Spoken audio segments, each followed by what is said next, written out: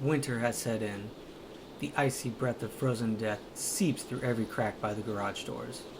I must find heat to survive. But how? Yes, I have a compass that will direct me to the heat.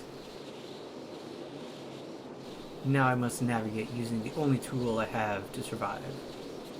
As I walk through the desolate wasteland, reality grips me. As I realize if I do not find heat, I will no longer be able to do any woodworking. But alas, a heat source provided by nature. The feeling slowly returns to my fingers. I just hope I do not lose that feeling by chopping off my fingers on the table saw. Hey everybody, thanks for watching. If you're anything like me, one of the reasons that you love woodworking is that you love making things to gift to other people. So today I'm going to do just that. I'm going to make a gift. But before I get started, please make sure to hit that like button and subscribe to the channel. I would really appreciate it. So what I'm going to make today is going to be a gift for a scout that is really into outdoors.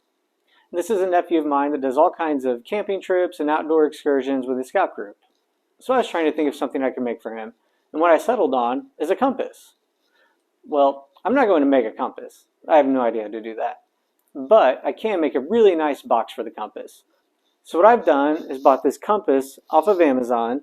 I'll put a link in the description below, and I'm going to make a cool house for it.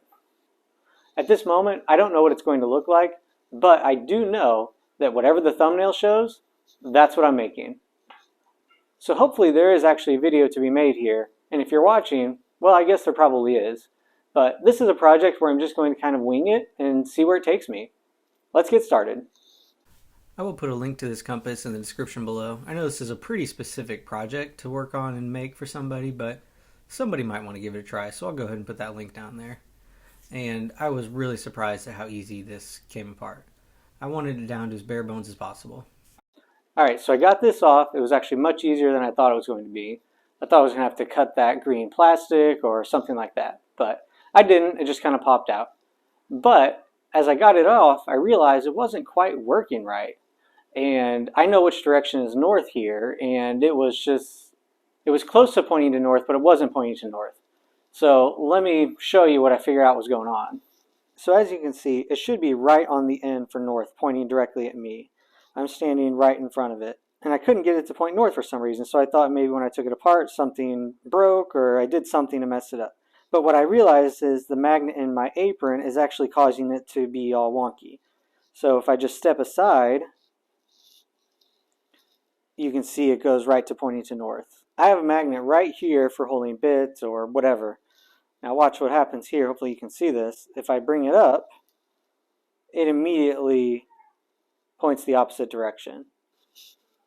So now I'm thinking I'm not going to be able to put a magnet for my catch mechanism on the box.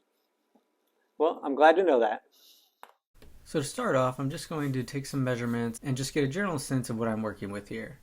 At this point, I don't know what I'm making for this. I have no idea what shape or size or anything like that. You would be shocked, and I was too, how much time I spent just staring at a piece of paper and a compass as I was trying to figure out in my head what I was going to make. You never really realize it until you start filming it and watching it back. But I enjoy this part where I get to think outside of the bad pun and just sort of see what I can come up with. I think that this thought time is really beneficial to the overall skill building process. Eventually I decided on an octagon, so now it's time to draw the size of it. And then outline it with some Sharpies so I could really get a sense of how it was going to look inside my space. And I'm happy with that, so now we can get to building. I had picked up some dimensional lumber, but the size of my box determined that I needed to plane this down to about 3/8 of an inch all the way around. I need to get one thin strip off the table saw for the sides of my box, and then I'm going to jump over to the miter saw and cut my 8 pieces for the octagon. For an octagon, you're going to cut it at a 22.5-degree angle. And lucky for me, my miter saw has a positive stop for that exact angle, making this process really easy on a miter saw for me. I went ahead and put a sacrificial fence on to reduce tear out, and then I'm just going to use a stop block clamped onto the sacrificial fence to make cutting these pieces really quick and easy. To glue the sides of my box, I'm going to line up all the pieces against the straight edge clamped onto my table. And then I'm simply just going to tape them all together so that I can flip them over and they'll all stay in place and I can apply the glue. And the pieces come together perfect, so now I'm ready for glue. The glue application here is pretty straightforward, just going to apply some glue and then brush it in with a foam brush that I had laying around. I'm going to bring it all together and then put some extra tape wherever I feel like it's necessary, just to make sure that those pieces are tightly joined. Then after letting it dry for a while, it's time to remove the tape and see how it came out.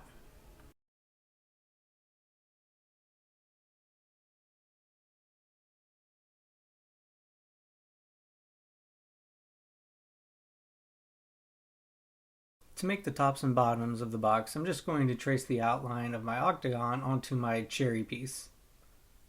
Then I'm going to take it over to the miter saw and set it at 45 degrees and cut just outside of each line that I drew. I don't need to try to make the cuts perfect here right on the line, because once I glue it on, I will take it over to the belt sander and sand all of the pieces flush to each other.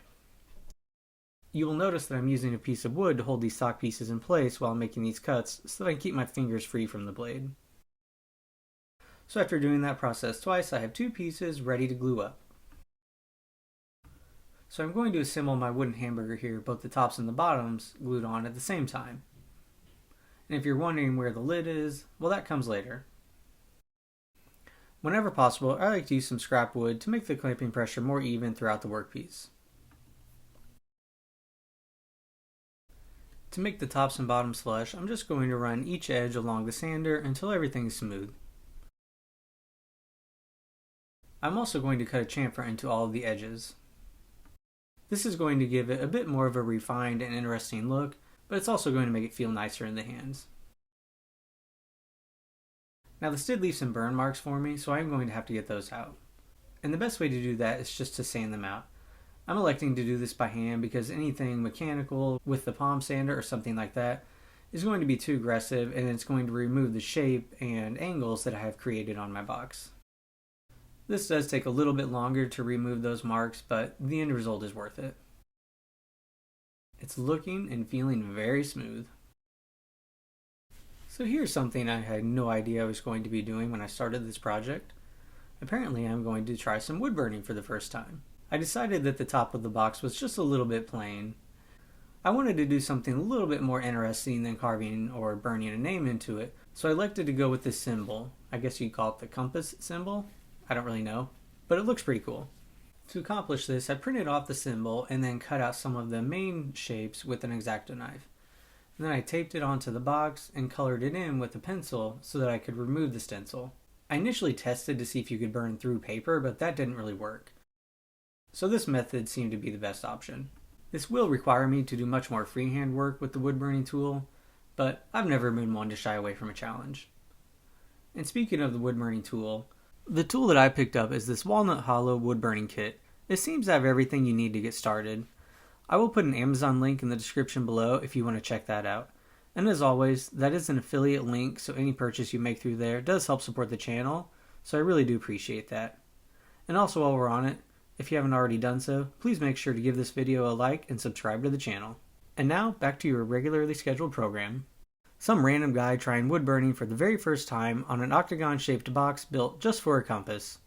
The internet is amazing.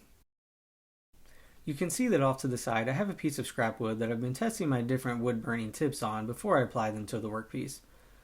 This helped me to know how the tip would react to the wood and if it was in fact the right tip for the purpose that I wanted to accomplish, as well as how it would actually travel over the surface of the wood.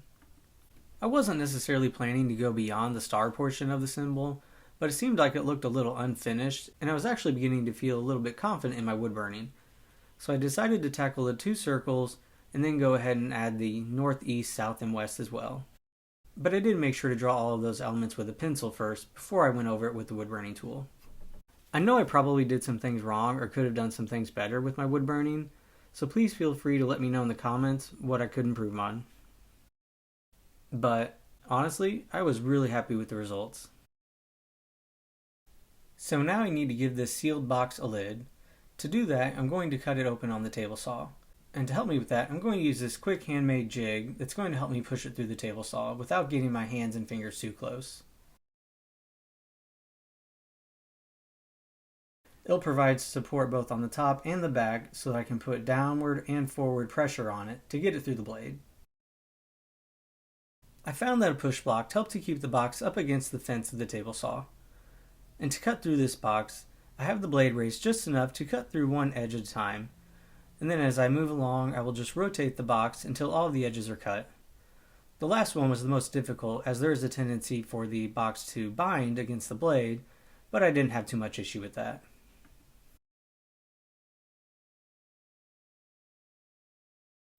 I did have a few blade marks here and there that I wanted to get rid of, so I just ran the cut edges over the sander real quick so that they were smooth and flush against each other. Using a Forstner bit, I drilled a shallow circle into the bottom to give the compass a nice place to sit.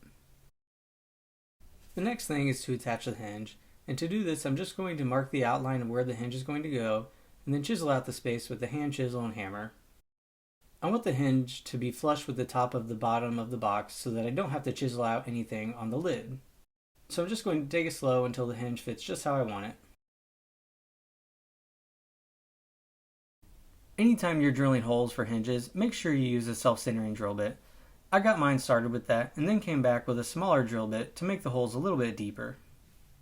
This is how you keep your hinge exactly where you want it to be without the holes shifting on you at all during installation.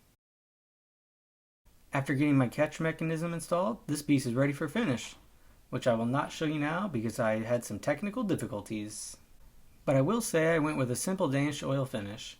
The last step for me is to glue in my compass to the bottom of the box. And I glued it as such that I could make sure that the degrees could still move freely so that the compass could function properly. That is one beautiful hamburger. I'm really happy with how this came out. And yes, that was the first time I had ever done any wood burning at all. For the first time doing any wood burning, I'm pretty happy with how it came out. It could have been a little smoother. I know that some of my lines are not as crisp and clean as they could be, but it gets the job done. And it still looks really nice. This is going to be a great gift for the nephew who's going to receive this. Now I just need to think of 7 more gifts to make because I have 7 other nieces and nephews. Well, I better get to work. Thanks for watching, and if you like this video, make sure to hit that like button and subscribe to the channel. I'll see you next time.